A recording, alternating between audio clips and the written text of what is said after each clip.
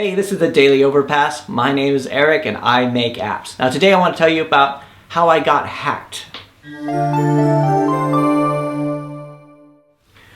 Alright, so last week our website was hacked. theoverpass.co.uk, our WordPress one. And I don't know if you've seen it lately, but it has a lot of content on it. We over the years we put thousands of pages onto it. All the blog posts and the apps and the we put news on there now, and we've got so much on there, and it was hacked. So basically, what happened was I got an email on Wednesday, and sometimes on some days I could get hundreds of emails or thousands of emails. So I just sort of kind of go through them real quick. That's one thing about being an app developer is you get like a lot of spam because your email address is out there. So I just kind of go through and I just quickly process it, and one of them said, hey Eric, your web server has a vulnerability, and it had a screenshot of something, but I didn't know what it was, and it says, if you want to hire me, I could fix it. So I just went, I binned it, because basically it sounds like the ones that say, hey, I was looking for app development, and your website wasn't on the first page of Google, and we can help you get there, and all that kind of stuff. So that kind of spammy thing. And I thought thousands of people must have got this. I just binned it. All right. So and then later on, Maribel pointed out that somebody had mentioned us on Twitter, or the mention to as a message, and it said you should check your email.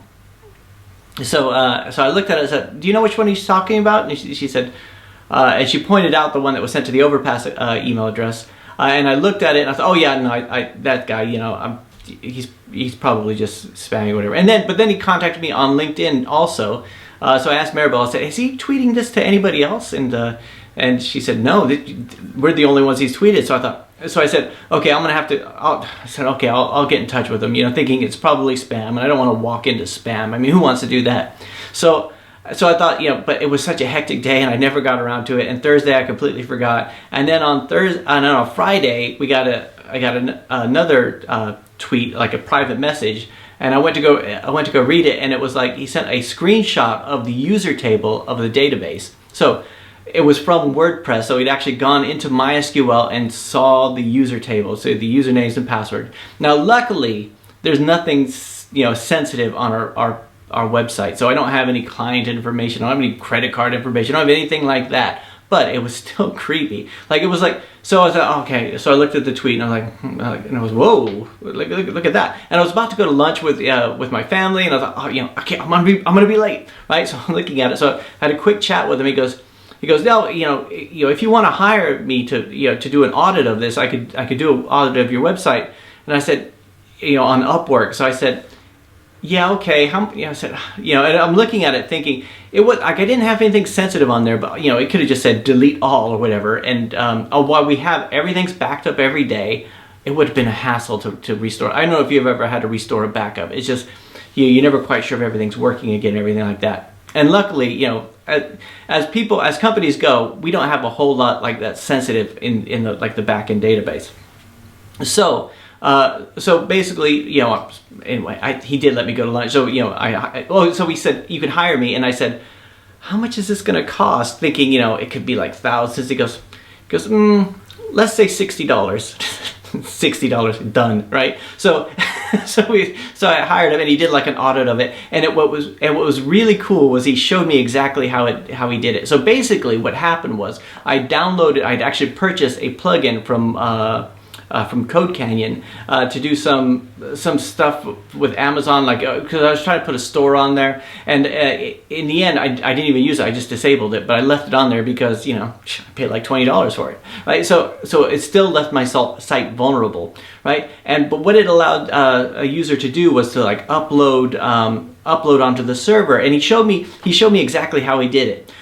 He had a program that would go through and scan all these websites to find ones that were vulnerable, and then he would just uploads it, spoofs it as an image, and uploads it to the server, and it says he knows where it goes because he just purchase the code and read the code and find out where it goes. He was able to call that, and then that could show just read through the file system and show the pages, the contents of the pages, right? And so then from there you could go to the WP config file, find the SQL Server database, or sorry, MySQL database password, log right into there and just be able to do that. Now there's loads of things I could have done to prevent this. Like I could have said, restricted it to IP address and stuff like that for the MySQL stuff, but I use that I have that all over the place. So, and it's kind of a hassle, especially when you use it with the cloud servers. But, you know, it was really, I mean, it was really interesting. And, you know, he was showing me all this stuff, and he was showing me all these other websites, and I was just, I mean, it was fascinating. It was like somebody punching you in the face and you saying, wow, how did you do that? Show me how you did that. So anyway, so today I wanted to share that with you, because I talk about, you know, sometimes it might sound like I'm really smart, but there's certain things like I do not like WordPress, and, yeah, and PHP, you know, I'm not a big fan of. But you know, when you buy software like this, just little plugins, you know, that don't cost very much, and you know, the one thing about open source is that everybody can go through it and they can critique the code and everything. Like with closed source software, you're pretty much buying it, and it's a smaller audience. Yeah, it was really, really, you know, strange. You know, it just to have, you know, that.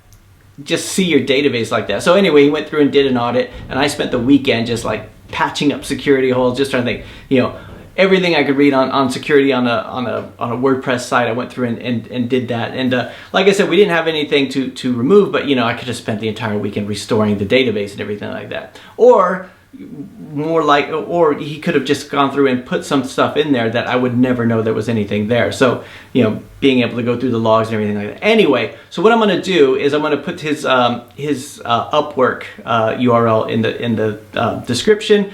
In case you're interested in getting your website audited or anything, just give him a call. Because I asked him, I said, have you contacted these, you know, he showed me, I said, how many websites have you, you know, have this thing? And he goes, there's like 82,000 that he's found have this vulnerability in it. And I said, well, you know, why did you contact me? And basically he said he's seen some of the videos, he liked the videos. But I said, why did you contact the rest? He goes, well, sometimes I do, but they just ignore me. And I said, man, I ignored you because it sounds spammy. But it was a really interesting experience, and yeah, it could have gone so much worse. It could have gone so bad. But luckily, one of the good guys found it first, and were able to do that. And so anyway, not to keep going on about it, there's a lot of dangers out there. You know, when you talk to somebody who's really big into security, you think how boring it is. Security is a boring subject, and it's easy to skim over it. But, you know, this kind of stuff can happen, and it does happen. I mean, luckily, you know, the person who found this vulnerability on our website had no ill intentions, and he contacted us, and for, you know, and I was happy to pay him to fix it, you know, just because, you know, otherwise I could have spent days, you know, reading up on it. But and then also, yeah, but I did spend a few days going through it, trying to make sure that I checked through everything else, deleted all plugins I wasn't using, you know, checked reviews on the plugins that I was using and stuff like that.